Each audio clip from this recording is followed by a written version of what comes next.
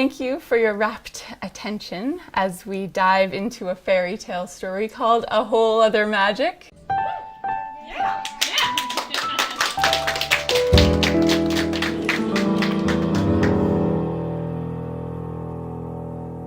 I know an old godmother, bless her soul, who tired of her gossamer wings.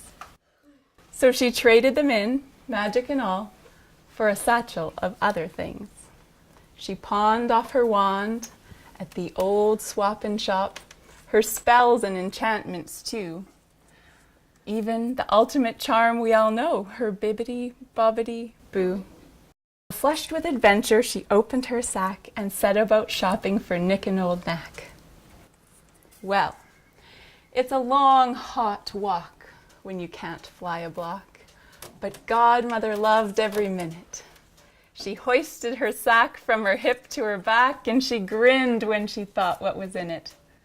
A little brass bell, a recipe box, seashells and buttons and string.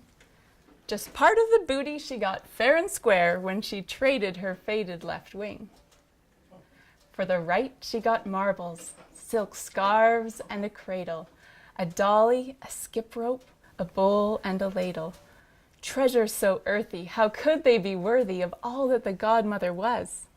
To squander the badge of her story, but glory her wings and her wand just because? Just then came a twink from her fairy cell phone. A text Cinderella was sending.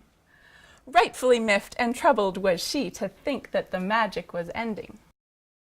Texting her back, G-Mama stated that glass slipper thing was a tad overrated.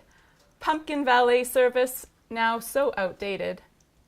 Fairy tale magic itself antiquated. Gotta go, Cindy, she typed out. You'll see, there's a whole other magic calling to me.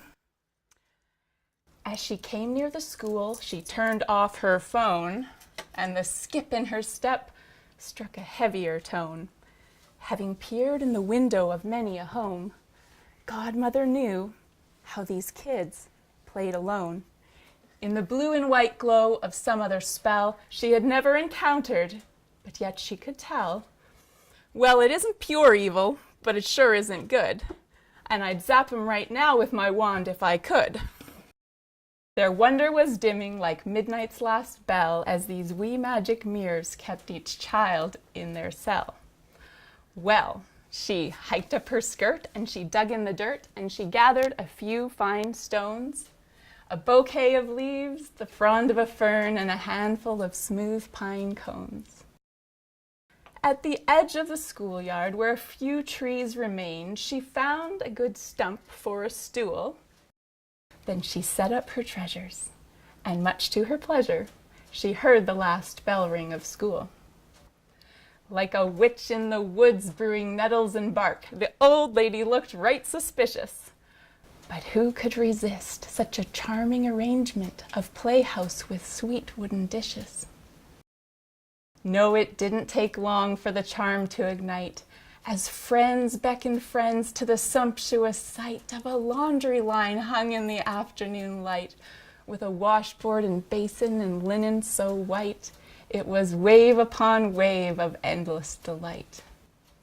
A marble run made from the bough of a tree, with a bell hanging down by a string, irresistibly drew in the kids passing by, with its flick, clack, roll, ding-a-ling.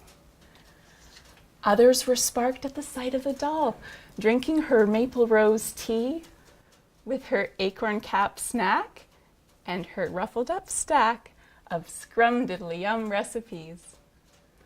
Harvest a handful of whirly-twirl seeds, grind them together with dandy fluff weeds, ladle a seashell with wild clover sauce, or toss a fresh salad of root stem and moss. Red silk scarf capes and blue silk scarf drapes and bright vintage buttons for trade.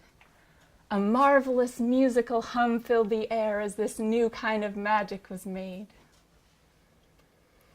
Rosy and ruddy with apple cheek glow, the end of the day brought an end to the flow.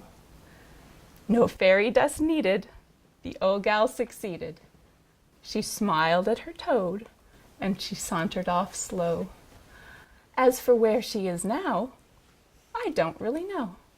She may be that lady just down a few fences whose wonderland yard twitter twinkles your senses.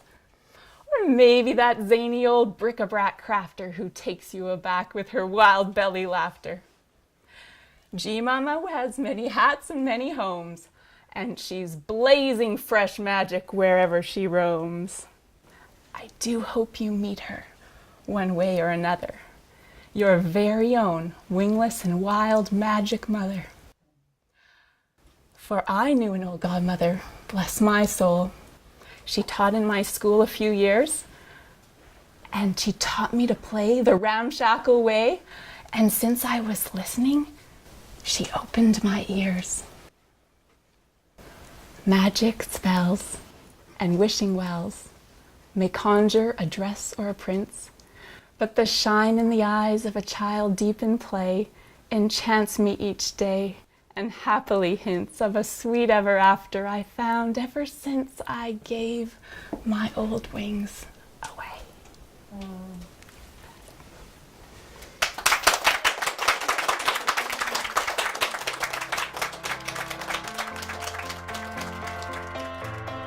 Hi there, I'm Gigi Jobb, the author of A Whole Other Magic.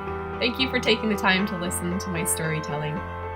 I hope you loved it and it resonated with you, and I want to share just a little bit more about who I am. So this is me and my husband and my 4 children. We live a very simple, play-based existence, unschooling and running a Waldorf Wonder Forest in our home, which is full of all the wonder, just like you heard in the story. These kids have made me a fairy godmother with their love and their exuberance and their delight. They've really given me my wings, and I hope I've given them theirs too. There is a freedom and a magic here when these kids join together in free, unadulterated play. It's a very special thing, something that I wish for all children to experience. And this book is meant to sound the trumpet that this is available for all children and all parents, that you can be a catalyst, you can be a spark for this kind of soul-satisfying, good old-fashioned ramshackle play. I do want to put it up on a pedestal. I think it fuels a child with everything they need. I heard it said, let play raise the child, and that is my philosophy, or I've seen the good that it can do. So I shared this video with you today in the hopes that as a fellow ambassador and advocate of early childhood, that you'll share this with your community. Let's put magical childhood in the spotlight, and let's celebrate the godmothers among us who are doing this beautiful work. I look forward to linking arms with you during this campaign, which will run April 12th through Mother's Day, May 12th. Thank you for all your support. Let's spread some magic.